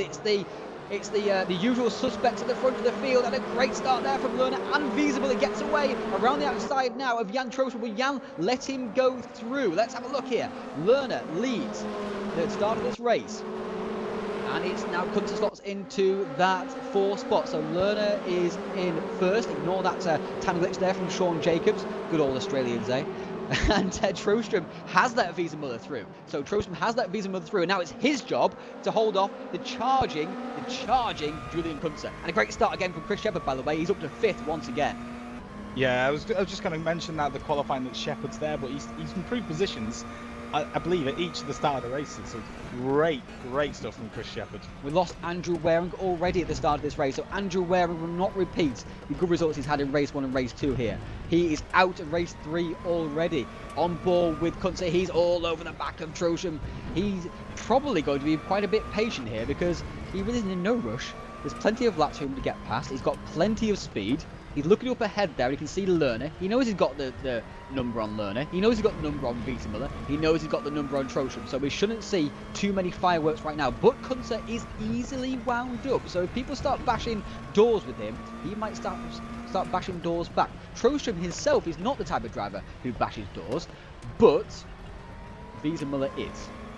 Yeah, and Kunze's got Chris Shepherd behind him as well, who is anyone who knows Chris Shepherd from TPS. He is very aggressive in his racing moves, so that'll be interesting to see if he can sort of latch on the back of Kunze and start making those move on him. Back to Ben Spanky. He's the driver we need to watch in these races because he's the one involved in all the action. He's right in behind Chris Butcher as they go into turn 2 on lap 2. So they've ordered at the moment Lerner from Wiesenmüller, Trostrom, Kunze, Shepherd, Butcher, Banky, Stanger, Bell, and Monroe. As fast as you can say them, that's how fast they'll come past our camera. Yeah, it's really interesting actually. I just want to see how Robert will do against Lerner. We've seen Lerner struggle behind Shepherd. Shepherd's not the quickest guy. Lerner's not as quick as Kunze. And like I said, I've told you Robert will be top 3, and he's the type of guy who will miss out a race, come back, and win it. Well, your predictions in race 2 were rubbish, but in race 3 so far, it's been a fantastic prediction because Wiesenmüller is right there. Also looks like they're both checking out as well from Trostrom, which I'm not sure. Which will be making Kunze perhaps a little bit anxious. Yeah, that's what I was going to say. That'll unsettle him because he'll be wanting to see Lerner that he's there, but currently he's struggling behind Trostrom. So interesting. And the Churchill dog can't see too much on Banky's car, because we've got a big 26 in the way. We're looking right through the centre of that 6 at the back of Chris Butcher. A perfectly framed picture there as he go into turn 1 for the 3rd time. Butcher is in 6th spot. Remember, he really comes on at the end of the race. In the last 5 minutes or so, he gets really, really strong. So look out for him. If he's there or thereabouts, he could still make a run for the podium here. Yeah, Shepard's gone deep there. Banky's having a go. Thank you very much. There's a gap. Butcher says, not on your life, boyo. I'm going to take the position and use the outside to get a nice run after holding you up slightly by holding the inside. Yeah, I think Banky was entitled to go for that, to be honest, because it was more Butcher was following Shepherd in front, and they just seemed to run a little bit wide on entry. And yeah, it's looked like Banky backed out, but personally, I would have just given him a little welcome nudge, momentum killer down the straight there. Oh, Wiesenmüller's looking very strong here, very aggressive, all over the back of Moritz Lerner. He wants to get by. He knows if he can get by and then gap Lerner while Kunze is in behind Trostrom, it's money for him. And could he be any closer? He's almost in the boot. I was just about to say, if he gets any closer, he's going to have to buy him dinner. He is. And Lerner is just making sure he's got lipstick on in his mirror right now and making sure he's holding off Wiesenmüller as well. And it's a good job that Lada Vesta looks like it's got a big boot, because it's about to fit a Honda Civic inside it. Yeah, it's impressive actually how Robert is driving so close behind him, because what they were coming through there was a really quick section, a lot of changes in direction as well. It's really impressive stuff from these guys. Yeah, well, this is the pinnacle of virtual touring car racing. It really is. These drivers, I know we've had some fisticuffs here today, but they are absolutely superb drivers on the absolute limit on every single lap, as close as you can imagine. And Lerner is at the moment holding off Robert Wiesenmüller. But it remains to be seen how long Trostrom can hold off Julian Kunze, because this is the view back from Trostrom to Lerner. To Kunze, sorry. Yeah, Too many Euronics Hondas. We're getting that train again. Larders. Words, sorry. Carry on. Take over, please. We're getting that train again as well from 3rd position back. They all seem to be similar pace, and it's great that they can stick with each other. But this is a 3rd race of a round, and we all know what 3rd races in touring cars are like. Yeah, we do, and again, concentration phrase, as do tempers, and that means mistakes. It means people bash into each other, and I don't know how they can bash into each other even more than they did in the first race, but I'm sure they'll have a good go of it. I'm hoping so. You're hoping so? It's not... Whoa, and up the inside, Kunze not able to make it move there. It's such a deceiving corner that you always think maybe that person has a chance of making it through there, but the different lines through there, the late apex, the early apex, really do fool you as a viewer. Yeah, you want to sort of, unless... You're never going to be alongside there, so you just want to follow, because if you do sort of come and look to that inside line just to say hello, it usually you kill your momentum, because you want to lay apex there onto the home straight. Marco Müller enjoying a much better race here. He's in 17th spot right now. One person we haven't talked about throughout the whole race 2, and now we're in race 3, is where is Gergo Baldi? Gergo Baldi has not been present for the final 2 races here today, so it's a bit of a shame. Yeah, I can't see him on the timing either. I'm not sure what happened there. Just looking at Tommy O'Hara, I just want to give him a mention. 13th place. Good old Tommy. He won't be pleased by you calling him Tommy O'Hara. It was intentional. Poor Tommy. And christened by Keith as Keith Barrick, one of our old commentators and the co-founder of Touring Pro Series. For those who don't know about him, probably plenty of you don't know about him because he's never around these days. But christened as Tommy O'Hara back in the days of Touring Masters, back when Tommy was winning races, but ahead of him, goodness me, there's battle going on. Bastos, Limpic, Monroe, and of course involved in the battle is Mike Bell, trying to hold off Monroe right now. And those two have been battling for, it seems like, all afternoon. Yeah, Mike seems to have this tactic of putting himself in large groups and then just getting advantage when they all just go flying off the track. It's not a bad tactic. I think he just likes trolling. Just likes being in a group. I bet it's good fun. He's probably just enjoying being annoying. Wiesenmüller at the front of the field is still tracking the back of Lerner. Kunze is still tracking the back of Trostrom. He's got Shepherd behind him, Butcher behind him, Banky behind him. It's as you were in the top 7 as of right now. So we keep an eye on that, of course, as we watch Olympic, who's having a much improved third event in the TC1 here. After a couple of mediocre results at the first few rounds, he's done really well here, knocking on the door of that top 10 once again. Yeah, he is, and in front of him, Monroe and Bell have swapped positions a few times. They seem to be glued to each other this event. As Monroe just gives Mike a hello there as he runs a little bit narrow into that corner. That's the one where you look in your mirror and you go, oh, no, please no, as Mike. Don't do it there. That's not going to happen. But obviously Monroe wasn't trying it. He was just making Mike think that and just distracting him. And it just doesn't happen now unless you're already inside. There's no breaking point for that, and unless you're a nutcase, of course. And Monroe just making Mike think about it. That's all about making sure that Mike knows he's still there. I'm still a knocking, and eventually I'm going to come through, I reckon. It looks like he's slightly dropped off as well. I'm not sure. Oh no, he's back on him. But yeah, not a lot of drivers do that in this championship. They all seem to be stuck to the line. But I love making the driver think, just throwing fakes all the time, just in the hope that they'll outdo themselves. You don't see a lot of people do it, but John, real life racing driver, I'm sure he's got that in the bag. Yeah, honed all his skills at the Touring Pro Series. He's a record-breaking hill climber also as well, a race winner in the Mazda MX-5s. So he's looking for a strong championship year. He's hoping to challenge in that championship. He needs a bit of luck after a bit of luck to go his way in that championship in real life. A bit of bad luck so far, but Monroe is joining our legion of real life racing drivers. The pinnacle of who is Stoffel van Dorner, who is strongly rumoured to be driving in Formula 1 for McLaren next year. And Monroe is doing again, this time, a bit of a nudge, a bit more aggressive this time. That's a bit of more of a hello, I'm faster than you, rather than hello, I'm here. Yeah, it was exactly what he did last time, but I think this time he just grew a set and thought, I'll just give him a little love tap here. I'm definitely there now, and he's right to the rear of Mike Bell. I love this camera shot. How close the cars get to the back of the other cars through this track is absolutely incredible. Monroe there, just a bit too impatient on the throttle there in the middle of the corner, and it just pushed him straight on, and it's let him now be vulnerable to Nikola Olympic in behind. If Monroe makes another mistake here, sorry with the camera, Monroe makes another mistake here at the first corner, Olympic will have him. Yeah, it looked like Bastos as well. He'd held Olympic and Bastos up there. Is it Bastos? I believe it is. Yeah, it is Bastos. Yeah. And he was having a look at Olympic as well. So I'm not sure what John was doing there. Like you said, he's just a bit too heavy on the throttle, trying to get that run onto the home straight for the switch on Mike.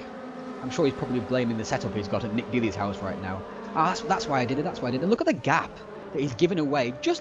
That was a tiny error, Adam. And look at the gap he's just given away to Mike Bell. It's almost a second. Yeah, if you were to look at the sort of what he was doing on the throttle to previous laps, it will literally be nothing. But all that has led to what, second gap now? Yeah, and Butcher has gone past Chris Shepherd. So in that section where they came to fisticuffs in the first race, Butcher has raced side by side with Shepherd around that area and gone past him. So Butcher up to 5th, looking now to get the back of Kunze and perhaps challenge Trostrom as well. And Kunze is getting impatient, I think, because that gap is now 2.5 seconds to his teammate when there's only 8 minutes to go. Yeah, Robert seems to be patient at the moment behind Lerner. He's not making real roads, but Roberts is very calculated. He's the type to just sit there, and then bang, it's done. He's got you. Lerner, remember, he led all the way in race 3 at Zandvoort. We're here race 3 at Mid-Ohio. Zandvoort was the opening round of the season. That's the last time Lerner led multiple laps and he won the race. So he's clearly very good at leading from the front. His speed deficit, if he has one, to any of them, is obviously not large enough for people to pass him in general. And he doesn't make too many mistakes when he's out front. When he's back battling with people, that happens a bit more. But out front, it looks like he's pretty impregnable so far. Half a second to Wiesenmüller. Of course, Kunze doesn't need to push the issue too much. This does not harm his championship whatsoever, quite frankly. They've been in 4th spot. There are plenty of points on offer for him. He's already won 2 races here today. He's almost certain of winning the trophy for this event, the actual trophy, by the way. So that will be the 3rd one going on in his mantelpiece. Yeah, I'm just looking at Shepherd, actually. When Butcher passed him, Shepherd's now dropped to 8th. And he's currently sitting in front of Mike Wilson. Banky was looking very hungry behind him when Shepherd was passed by Butcher, wasn't he? And obviously, Banky has passed him now then. So Shepherd's either made a mistake, or they've got side by side, or been pushed off, or whatever.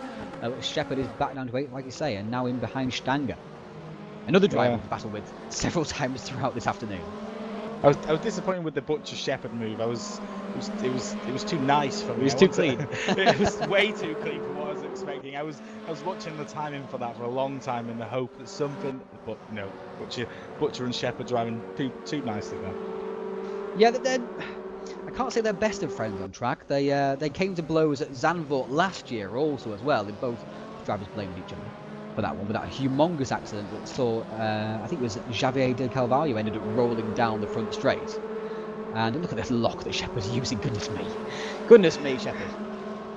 He does need to resolve that issue, because it's just not helping. He's obviously quick. Yeah. He, like I said, maybe if he just goes into the next event, just lowers the lock a little bit, I think he'll find it'll just help massively. Look who's behind Kunze. Oh, Chris Butcher, and he's the type to want to impress as well with Kunze in front of him. He'll want to make a move on him. I am quicker than you. Yeah, he'll be looking at this season so far and saying, "Oh, for goodness sake, I've got to beat Kunze at some point." He'll be hurting a bit inside. His pride will be hurting a bit, so he'll be looking to get one over on Kunze here. I'm pretty sure. So if he gets close enough, he will have a go. He will, yeah, because he'll want to reminisce about it as well for years to come. How we overtook Kunze. And he will. We joke about that, but he will bring it up in 3 years' time if he manages it.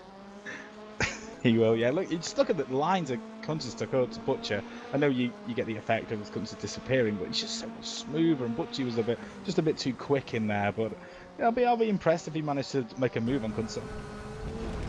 Kunze themselves looking to make a move on Trostrom, who's defending heavily this time. So this is the first heavy bit of defending I've seen from Trostrom, and to the inside he went, and Kunze had nowhere to go. This is not the place you want to be on the outside, leaving you vulnerable to being just squeezed off the track. But Trostrom's not the type of guy, look at that, Trostrom is just not the type of guy to get shoulder banging, door banging, shoulder rubbing, something to do with bashing doors.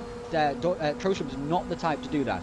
And he has well on the inside here. He's defending far too much the inside there. Should be taking quite a bit more track. And now Kunze has him as a result. And Butcher will follow him through in that gap. Yes, there's a gap there. Trostrom tries to close the door, but Butcher is going to go through. Surely. Where is Trostrom? Is he on the back of Butcher? Yes, there he is. Butcher's through. So great opportunistic move there from the very experienced, the most experienced in TPS history, Chris Butcher.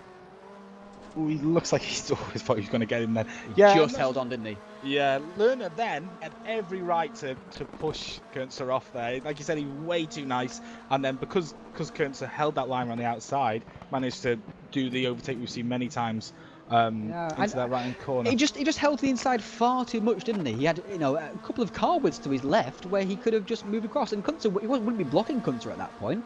Kunze was giving him plenty of room as well. So Trostrom, I feel, there could have defended quite a bit harder. And if he wasn't feeling like defending from Trostrom to stop Butcher getting through, that wasn't what happened in the end. He managed to let Kunze through also. But if he was wanting to not let Butcher through, then he should have done that at the previous corner, where Butcher wasn't quite as close, perhaps. Yeah, like you said, when he was coming into that right-hand corner, there was room for about 8 cars to his outside, so I'm not sure what sort of defensive line that was. But again, earlier on as well, when he's let him come on the outside, just push him off, kill his momentum. No, we're not encouraging people pushing each other off here, Adam. Goodness me. Gentle shoulder rubbing. A gentle little... Oh, I understand. I was just running my line, as a lot of people say. I love that one. That's my line. But I'm on the outside. But it's my line. I hear that all the time, though, from racing drivers. They always have an excuse. They do. They do. And Stanger now is under attack from Chris Shepherd. Chris is caught at the back of Stanger. Stanger not having as strong a season as we anticipated, it has to be said. We thought Stanger would be a lot better this season, but so far it's just been a glut of top 5s and top 10s, really. We thought he'd be challenging, in the top 3s a lot more often than he is so far. So not sure what it is that's harming Stanger, but he comes with a massive reputation from elsewhere. A couple of people didn't sign up because they saw Stanger in the sign-ups, because they saw him and went, "Oh, I never beat him." And we've got 6 people ahead of him beating him right now, so clearly he is beatable. Just goes to show the standard of driving here at Touring Pro Series, doesn't it? Though, Adam, that this driver is seen as unbeatable in other communities, and then he comes here and he's battling for the, the 5th spot kind of area, which is still obviously very good, but in terms of depth of ability here. Yeah, you see a lot of drivers come in, especially pre-quali, and that just knocks onto the races as well. They come in, they believe they're quick in other communities, other races. They're insane. They're podium positions. They can come in here, and the racing is that good. They could easily just not even qualify for server 1. They'll be in server 2. Yeah, there's several drivers. I mean, a driver called Klaus Schultz didn't even qualify for server 2, and he's very quick elsewhere. I mean, he got 2 podium positions, I think, in TC2 on Wednesday, if I recall correctly. At least 1 anyway. So he shows he's got plenty of speed. He didn't qualify for the 2 splits in this, the top 64, by the way, that is. So it's a massive group, and over 700 people pre-qualifying for this event, and the top split was covered by less than 0.3 of a second, so it's absolutely insane, as it always is at the Truck Pro Series. But Wiesenmuller, back to the front of the field, is just dropping off the back of Lerner ever so slightly here. And this will be annoying Wiesenmuller, because, and it annoys you as a driver, when you're in second spot like this, it's a good result. It really is. You feel like it's a good result. And you know it's a good result, but the irrational side of you says, but I can see it. I can see the win. It's right in front of me. Please let me just get there. Try a little bit harder. Yeah, it's right there in front of you. You're just willing. You're watching his car ever so carefully to see, is he just going to jump on that curb a little bit too hard? Is he just going to run off slightly? Where am I going to get it? But when you, like I said, all the drivers in this league are so consistent that it's very rare that you see that, and especially at the front, it's just not going to happen. You literally have to be quicker than them. At the moment, Wiesenmuller just slightly off the pace. He's just losing a 10th or 2 per lap at the moment. The gap is now up to just over a second, as you can see. Kunze is not gaining on these guys that much at the moment. I'm sure he's very happy with his afternoon's work anyway. 2 wins and a podium position will do very nicely indeed. He'll extend his championship lead by a huge amount, because again, his championship rivals, people like Stanger and Wiesenmuller and Trostrom, he's beaten them all in every single race, apart from maybe Lerner and Wiesenmuller in this race, and even still, losing just a handful of points. 2 out of 3 in a podium isn't bad. And just going back to Robert. Was that Wiesenmuller sliding over the line there? What happened there? I'm sure, was that a bit of lag? Oh, he's out! That's Wiesenmuller out? End of the race. Wiesenmuller out of the race. Is it end of the race? There's still 16 seconds, it says. Are we... That timer says 10 seconds to go. That timer says 10 seconds to go. I'm sorry. I'm not having that. But anyway, Lerner's won the race. Apologies for that, but I'm blaming the game for that one. I'm not taking the rap for that. Lerner wins the race. Wiesenmuller finishes 2nd spot. Goodness me, game. Kunze in 3rd. Butcher in 4th, with Trostrom 5th, Banky 6th, Stanger 7th, Bell 9th, and Olympic in 10th spot. So Monroe finished 11th in the end. I'll be disappointed with that. Good result for Oyala. 12th spot, another midfield result for Bastos. Fastest lap of the race goes to Lerner also as well. And at the back of the field, we've got Oinus, Johnston, Tarski, Jacobs filling up that end of the grid, with Herbig in 27th as well, just off the end of the standings there for you. So a much less eventful 3rd race there. I'm kind of glad of that, because the first 2 races had enough events in them for a full season, quite frankly. We'll be right back in just a few minutes' time with some driver interviews. Stay tuned.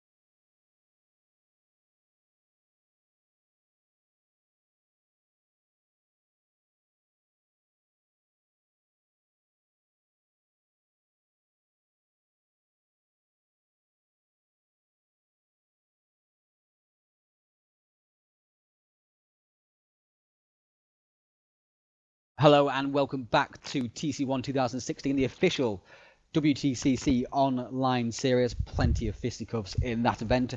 And much more to date, race 3 there. Julian Kunze finally being dethroned here today, and it's a win for his Euronics teammate Moritz Lerner. So again, a Euronics washout at the third race here, as it was at Zandvoort, Adam. Impressive performance there from Lerner. He withstood the pressure from Robert Wiesemuller, considerable pressure as well. Yeah, looking back at race 2, he just didn't seem he's just like struggling to get past Shepard. I didn't think he'd have the pace actually to match Robert. Looked like Robert was maybe pushing it a lot towards the end. He had a big gap behind him, so he could afford to just take some risks, throw it into a few corners a bit too aggressively. And but impressive pace from Lerner. He really stood out there in the third race. He did, and congratulations to him, of course, but more congratulations to Julian Kunze once again, the round winner. Julian, that was a much less eventful event for you than Nürburgring was. A fantastic performance. How do you feel after that? Yeah, good evening. I feel really great because in the first 2 races I could drive my pace, and I felt really confident on Mid-Ohio. Yeah, unfortunately Moritz got a disconnect in the first race. Wasn't that good, but in third qualifying I missed apexes and couldn't provide a good lap, so I started behind Jan. And yeah, it was a really nice fight. And 5 minutes before end, I could overtake him. I mean, yeah, of course you were not. Yeah, so obviously a great fight there, but of course you were in no hurry to overtake him there, having secured those 2 race wins in race 1 and 2. And of course you had no need to really push past because you'd already scored great points and you run for good points anyway in the third race. You must feel very confident of winning this championship now. Yeah, at the moment, you're definitely right. And did you expect to be so quick this season? Before the season started? No, definitely not, because I don't like the FWD cars that much. But I did a lot of work in the setup and trained a lot with my teammate.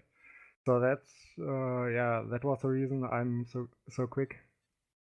Well, congratulations once again, and it really is an imperious performance once again, Julian. Harking back to Zandvoort, Sonoma is coming up next. How do you feel Sonoma suits the Lada? Because of course there's a lot faster corners there, and the Lada is not the best at those kind of corners. I did not drive the Sonoma with the WTCC car before. I only drive it with the Corvette GT2, and yeah, I like the track.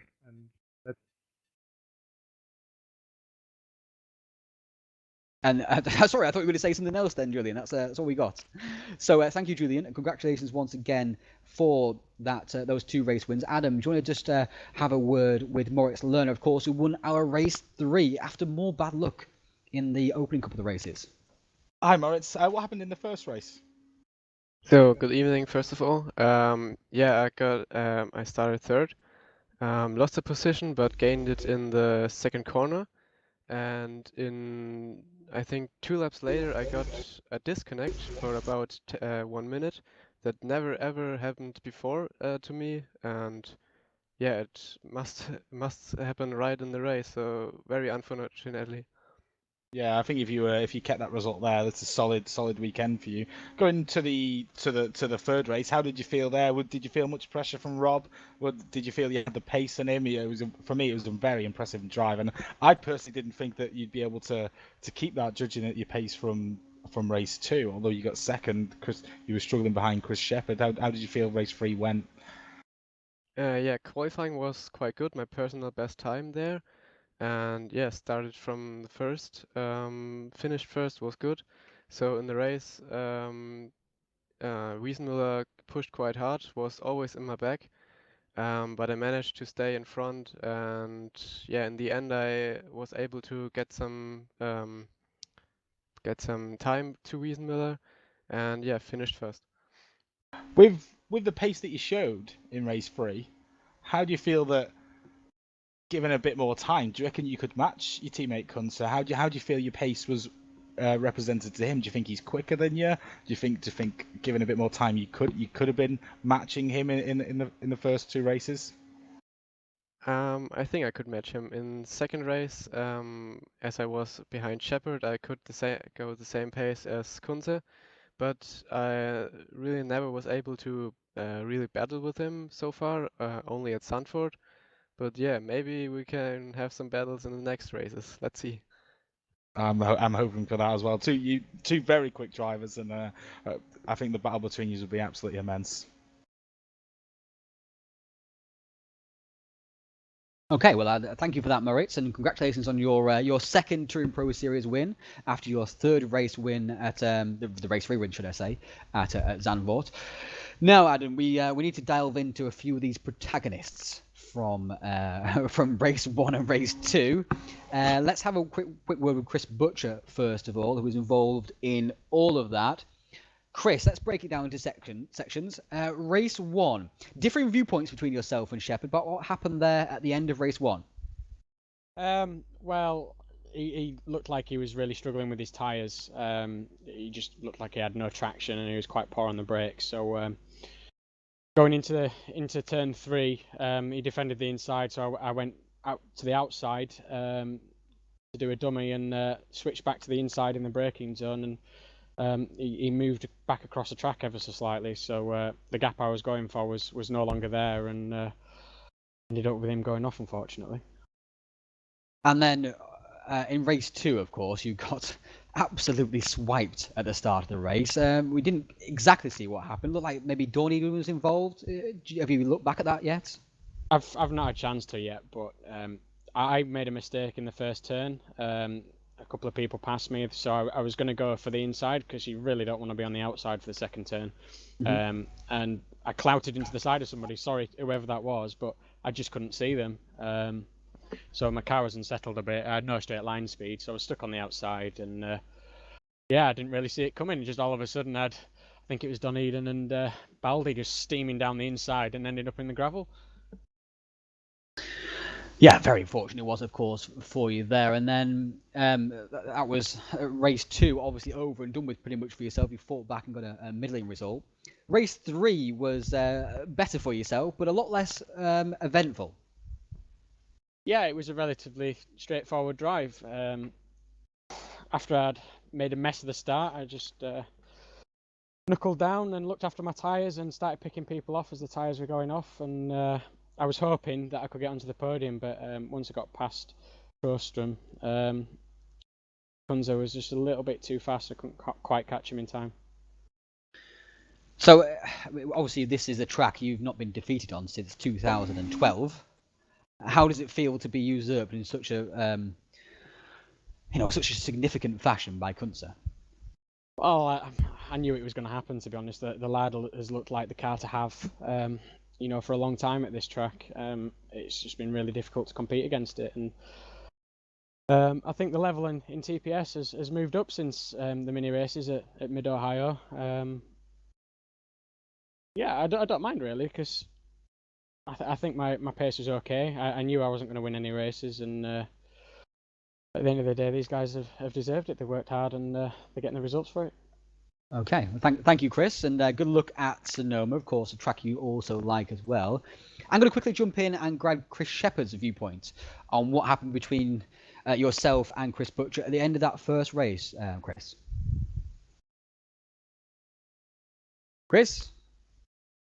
Hello there. Sorry about Hello. that. It's all right. I didn't press to talk. Yeah, I think Bushy summed it up. To be honest, I did defend twice slightly. Obviously, I've misjudged it a little bit, but yeah, I come off worse. So it's really the end of that. We've already spoke about it, and I've apologised. It was just I was a bit aggrieved after, a bit angry after the start, because I defended for so long. I think I defended off Banky, I defended off Waring, and then obviously by the time Butcher's come along, my tyres are just my tyres are red at the end of the race. I mean, some people are finishing with orange. I'm not quite sure how they manage that. But yeah, I just didn't really stand a chance. So I knew, so I probably defended a bit too hard, to be fair, but never mind. Well, it's in the racer's instinct, isn't it, to hold onto your position. Yeah. Then the next couple of races, obviously, it didn't go too badly for yourself. But we want to talk about your tyre wear issues, obviously down to your driving style. You've had that for since last season as well. Is there anything you've tried to try and alleviate this? Well, I haven't really got the grips of it in this game. I had it in R Factor 2 as well when I started, and I kind of adjusted slightly, and my tyres are a lot better in R Factor 2 now. I can compete a lot more with so-called faster drivers for a longer length of time. But yeah, I haven't got a clue. And I think what's going on is, because I noticed a lot of times I'm getting better exits out of some of the turns, and so I'm obviously putting the power down a lot earlier, but a lot of these guys can carry a lot more apex speed, which I can't seem to get the car turned in no matter what I do. It either understeers I'm just not too sure, mate, to be honest. Well, let's hope you get that solved for rest of the season, or improved at least. I know those sorts of things don't get solved on their own. I mean, I've been there myself. So good luck with the rest of the season. Adam, you're going to speak to Rob about what happened in a very eventful event for him again. Yeah, coming into it, Rob, I thought first race you didn't qualify too badly, and I was looking forward to actually taking on the two Euronics drivers. Sadly, didn't come into that. What happened? Well, I was hit off in the second corner. I was hit by Lerner, who was himself hit by someone else, and that pushed me into Dornien, and then I was hit again in the corner, and I just lost so many positions right from the start, and from that point on, I was really angry. Is that why you didn't turn up for race 2? Yes. Did you feel that helped you? Because I was saying that you're the kind of guy who I can see that I guess that you'd gone away just to sit back, recalculate things, calm down a little bit, and I said that you come back and grab a podium position in race 3, and that's exactly what happened. Yeah, for me the break between the races is a little bit too short because I just needed some time to calm down again. Because you know me, I'm a calm person normally, but I can get very emotional when I'm involved in incidents. And I just wanted to take a step back, and because after this happened in the first race, I drove extremely aggressive, and I think I made a few moves where I could get a penalty for, which were not really fair towards the other drivers. And then in the end, it was this was not worthy of a penalty, but it was extremely unlucky situation that even cost me to DNF in the first race on the last lap. But Baldi, where he just almost rolled and then his car snapped into mine. So I just wanted to watch all on the replay, calm myself down, and then attack in the third race. And I did exactly that. Yeah, it is a shame what happened in the first race, and I could tell straight away, knowing you for quite a while, that that's what you would have done. And you come back in the third race, you've done absolutely brilliantly. Did you feel that you had the pace and Lerner? And was I right in thinking that you just trying to push that towards the end of the race? You had a big gap behind you, just try a few new things.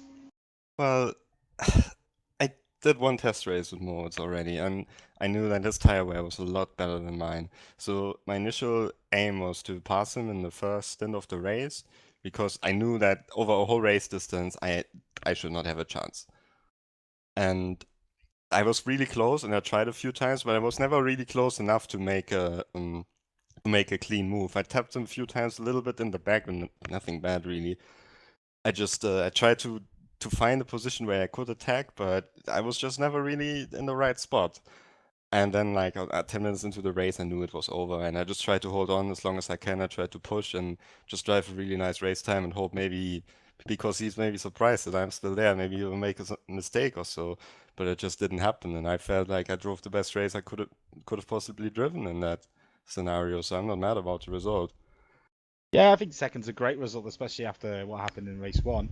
What are your thoughts then on the guys in front of you and the pace of Kuntzer and Leonard? Do you feel it's the car? Do you feel it's yourself? Do you feel you can make a step up? I mean, I personally think you're more than capable of matching them. What do you feel it is? Well, the thing is that they've got especially Julian Kuntzer has got some sort of consistency in the races that he can just push the car on the extreme limit all the time, and he still has good tires. He still always hits the lines and doesn't make mistakes. And it's just this level. I don't know if it's helped by the car, if it's just a skill, if it's a setup. I don't really know. But on that level that he's driving, I can currently not drive. And I'm running a little bit out of ideas what I can change to get there. I had the feeling that today I was very close from the pace, to be honest. I just didn't have really the opportunity to show it in the races. But he's still a little bit ahead, and it's annoying me greatly. You can believe me. I mean, he deserves it to win all these races, but I hate it, you know. I hate it to get all the races. I come here and do my best of preparation, and I do a great race time, and in the third race as well, I drive without a mistake, and you just don't win. And I cannot stand it, but it's just how it is. Well, I personally love it, Rob. I love your enthusiasm and for me, the fact that it annoys you, I greatly appreciate it, and I think we should all appreciate that, because that's what we need in this league. Someone who's annoyed that someone is quicker than them, and you're quick. So for me, it's a great mix. You drop Kuntzer and Lerner in there, and a guy like you, and you're frustrated. I love it, and I personally think you can make this step up. But I think you're unfortunate this race. But thank you very much, Rob. Thank you. Okay, thank you, Adam. Thank you, Rob. And we're going to have a final word from a driver who had a very good event, loving this track. Mike Bell was right in the thick of all of that action. It happened all through all 3 races. Just talk us through your event, Mike. You must be grinning from ear to ear after all that. After it's said and done, yeah, I was so angry at the end of race 1, though. It was unbelievable, but managed to hit a PB in quali. So I started, I think, on the 4th row. I think it was either 7th or 8th, somewhere around there.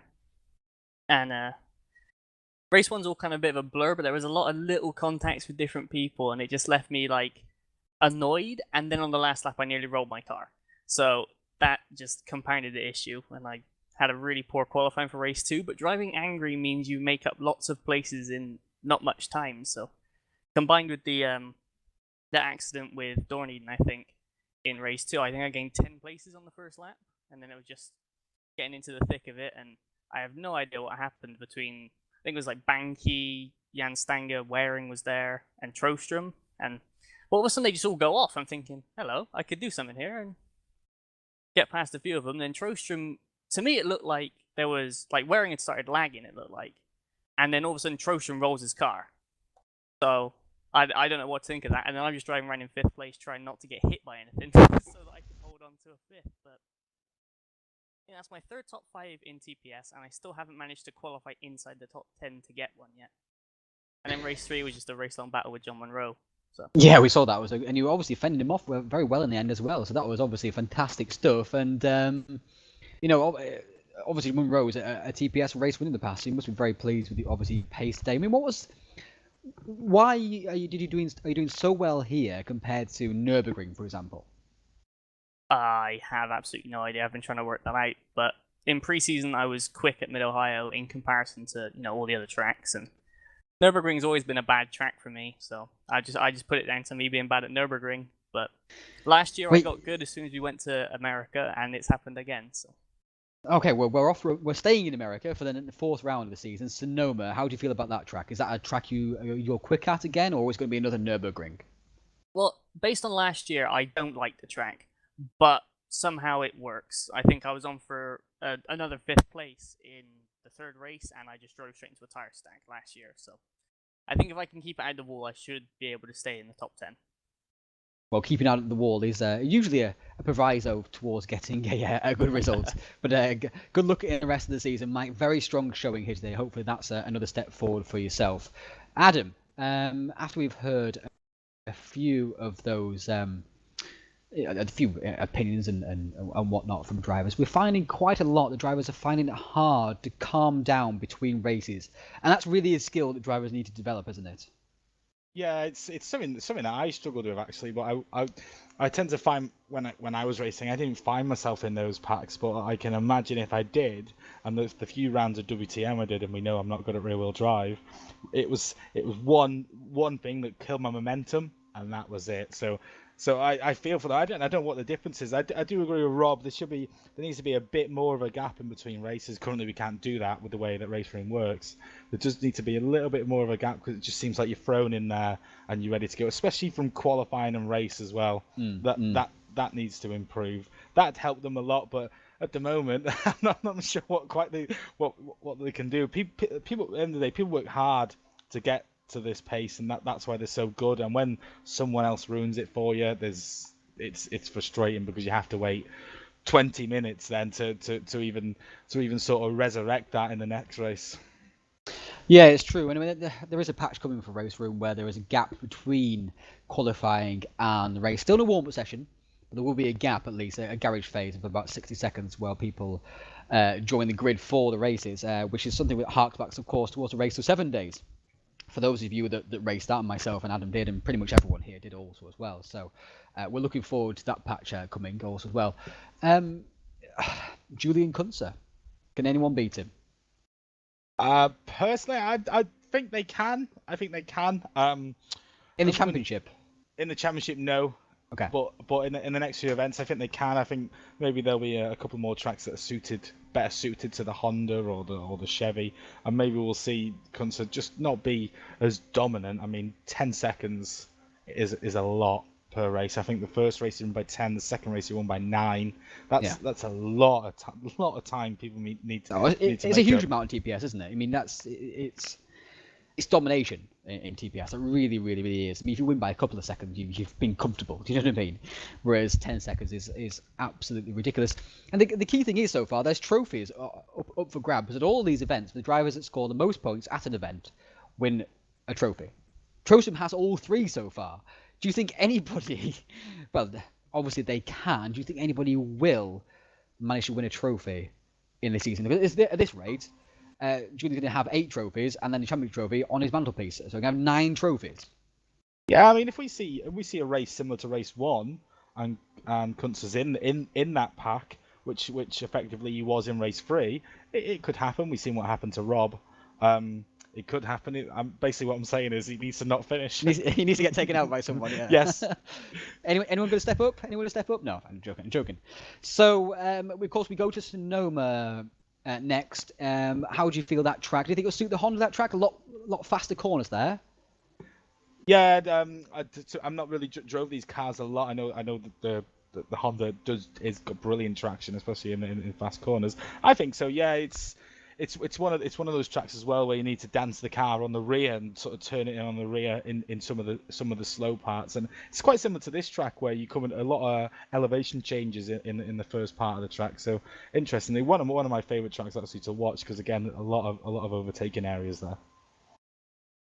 Yeah, well, looking forward to that. Drivers are also as well. Our next broadcast though is TC2, the Audi TT Cup Online, which is a week on Wednesday from Zandvoort. We had an absolutely phenomenal, didn't we, Adam, with Jake Sanson commentating and Rob himself doing the co-commentator role with him, and the racing we saw there was absolutely unbelievable, wasn't it? And Dawn Eden himself won a race there, so he's furious with this event so far. He's actually quit the entire thing, just rage quit the entire thing, all over, done. So he can obviously concentrate now on TC2. And after dominating the first 2 races of the season, despite the fact he had a brake issue in race 1, which made him come fourth, It looks like he might be the favourite for that championship now, that Adam, as with him being not distracted. Yeah, it's very spicy, that championship, because of what's up for offer. The prizes are absolutely unreal. So it's I quite enjoy watching it, actually, and it's a shame we haven't got Jake Sanson for these. They have to put it with us, but he might be doing something more interesting this weekend, like commentating at Le Mans. Commentating at Le Mans, so yeah, you know, we but then again, we are just a small sim racing community. We've got all these big names that are either commentating with us or have driven with us before. You got Stoffel Van Dorn in Formula One, and Jake Sanson, you know, commentating for Eurosport. We got Florian Strauss, a Nissan factory driver. We got Toby Davis, perhaps in BTCC in the near future. So we got all kinds of what's the word? Prestige. In our history, so they're not just a bunch of noobs driving around. These are all serious people with serious talent. Apart from me and Adam, of course, we just bumble around making it up as we go along, which is what we did in the Clio days, quite frankly, and just kind of stuck, right? We were good when it was bad. Okay, yeah, we were. Yeah, we won back in the days when it wasn't actually competitive. It was just like 3 good drivers, and we happened to be a decent driver. But Adam's won a championship. I haven't. I'm quite sore about that. Never mind. We'll finish up the broadcast now then. Thank you for watching, guys. And thank you to Adam for joining me. And like I say, in 2 weeks' time, we go to Sonoma. In 10 days' time, we go... 11 days' time, we go to TC2, which is at Zandvoort. Be sure to tune in for both of those. And we're looking forward to having you there. And I'm looking forward to watching and producing those also as well. Good night.